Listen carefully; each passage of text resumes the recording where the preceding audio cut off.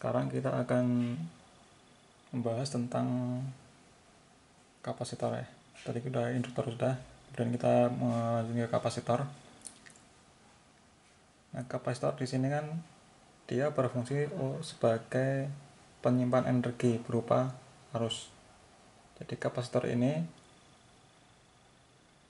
mampu menyimpan energi listrik karena dia mampu menyimpan arus. Nah, bagaimana proses kerja kapasitor sehingga bisa menyimpan arus atau energi listrik berupa arus?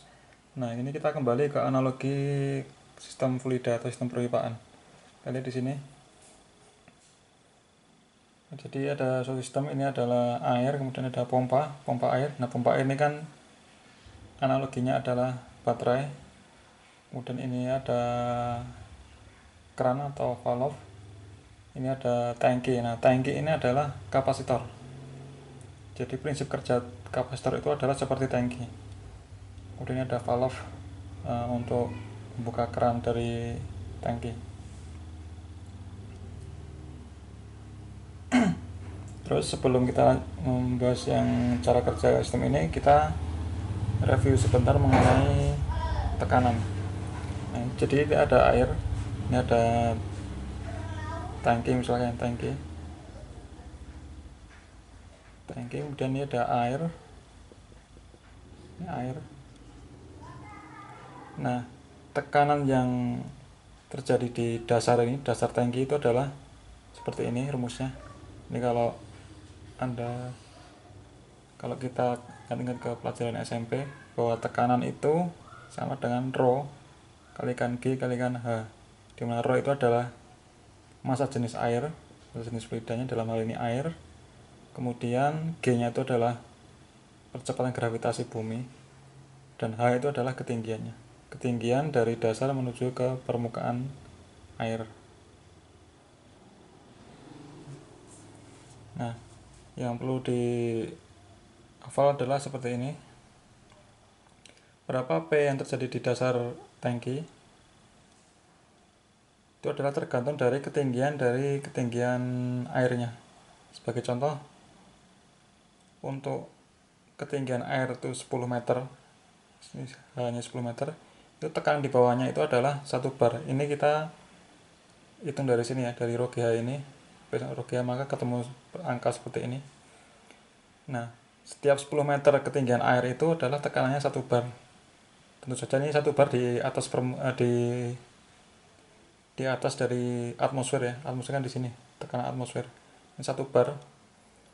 Nah, kalau ketinggian itu 20 meter, maka tekanannya itu adalah 2 bar. Dan seterusnya, kalau hanya itu adalah 30 meter, ketinggian airnya 30 meter, maka tekanan yang di dasar tangki itu adalah 3 bar. Nah, ini adalah sebagai dasar untuk kita menuju ke sini.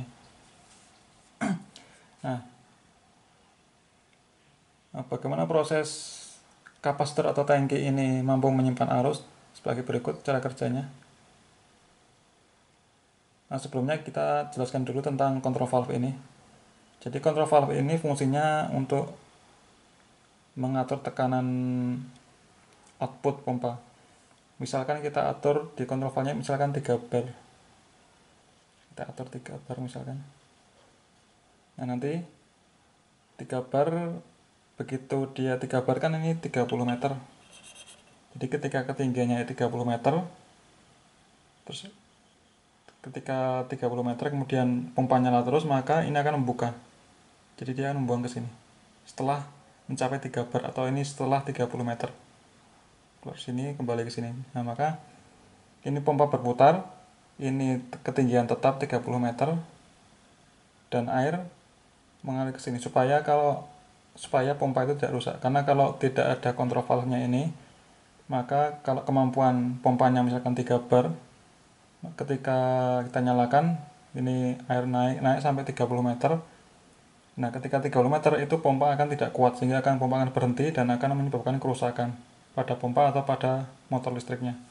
Nah, dengan demikian kontrol valve ini hanya sebagai pengaman, supaya kalau misalkan ini 3 bar ya, misalkan ini ketinggiannya 30 meter, kemudian ini nyala terus lebih dari 30 meter, air akan keluar di sini. Nah, jadi ketika ini lebih dari 3 bar, kontraflow akan membuka sehingga air mengalir ke sini dan pompa tetap berputar dengan aman. Nah, itu pengertian awalnya. Nah, sekarang kita bahas tentang cara kerja tangki atau kapasitor. Nah, bayangkan ini pompa on. Kita setting 3 bar, maka pompa akan menghisap air. Ini belum mengalir ke sini ya karena belum sampai 3 bar.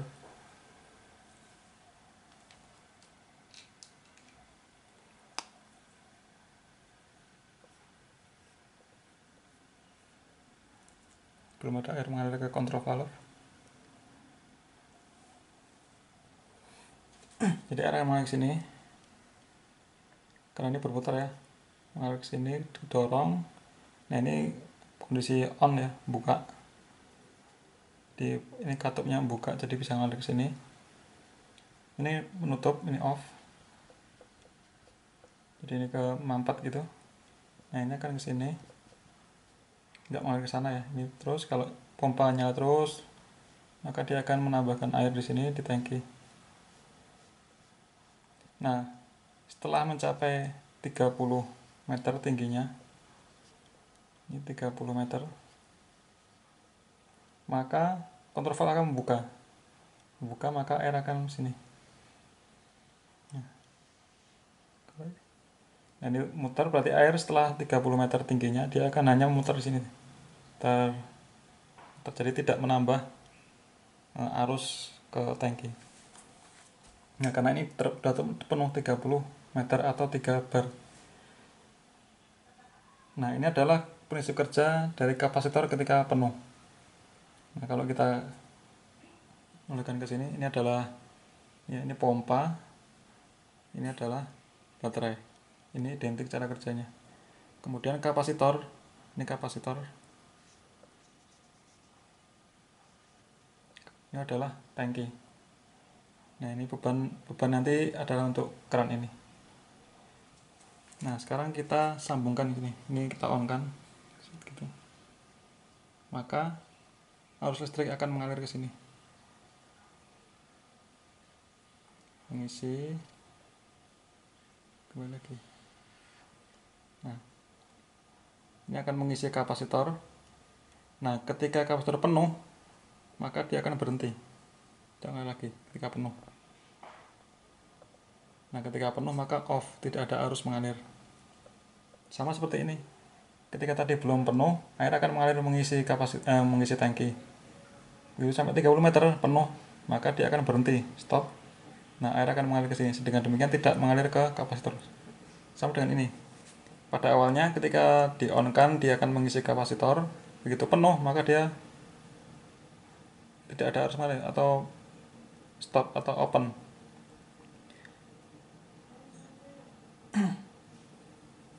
Sampai di sini semoga bisa dipahami. Nah, kondisi ini adalah kondisi tidak ada arus mengalir, artinya dia penuh, sama dengan ini kondisi penuh 30 meter. Nah, sekarang kita off-kan ini. Off. Kita tutup. Kemudian kita matikan pompanya. Itu sama dengan posisi seperti ini. Ini kita off-kan. Ingat bahwa kapasitor tadi sudah penuh terisi oleh arus listrik dan ini kapasitor sudah terisi penuh oleh air. Nah, dengan demikian karena tangki itu penuh, kalau kita ini on kan, kita buka kerannya, kita buka on, maka air akan mengalir ke sini. Nah, ini akan mengalir terus sampai air di sini habis. Itulah fungsi tangki yang berarti adalah tangki itu fungsinya adalah menyimpan arus. Jadi arus dari pompa yang disuplai pompa tadi disimpan di dalam tangki. Nah, arus dalam tangki ini akan bisa keluar ketika kita butuhkan atau kita buka kerannya. Nah, itulah disebut dengan fungsi tangki sebagai penyimpan arus, kalau dalam hal ini arus air. Sekarang kita kembali ke yang elektrik. Tadi kita sudah tahu bahwa kapasitor ini sudah terisi oleh arus listrik, maka ketika ini kita on kan switchnya, maka akan ada arus mengalir ke sini sehingga nyala. Meskipun ini putus, tidak ada suplai dari baterai, tapi karena dia sudah terisi oleh arus listrik, maka akan mengalir dan menyebabkan lampu nyala. Nah, ini nyalanya ini akan semakin redup begitu ini kapasitor semakin habis isinya. Nyala dan awal-awal terang, kemudian semakin redup, akhirnya mati. Sesuai dengan kapasitas kapasitornya. Sama dengan tadi yang ini. Ini pertama itu mengalir deras, lama-lama akan semakin kecil, dan akhirnya berhenti ketika airnya habis. Nah, itulah yang disebut dengan kapasitor sebagai penyimpan energi berupa arus.